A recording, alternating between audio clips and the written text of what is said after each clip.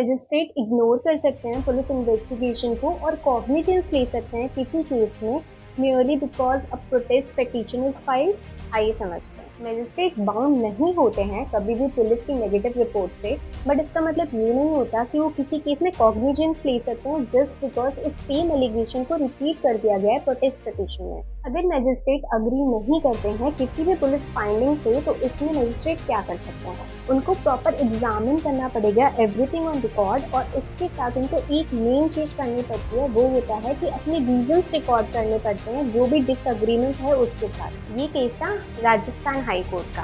अब इस केस में क्योंकि कोई भी प्रॉपर रीजन प्रोवाइड नहीं किए गए थे मैजिस्ट्रेट द्वारा और सिंपली ये बोला गया था कि पुलिस इन्वेस्टिगेशन जो थी वो इनकरेक्ट थी, इसलिए मैं इस केस में कॉग्निजेंस ले रहा हूँ, इसे अब्सेंस ऑफ माइंड बताया राजस्थान हाई कोर्ट ने और इस ऑर्डर को कैंसिल करके जो अरेस्ट वारंट निकले थे उनको भी कैंसिल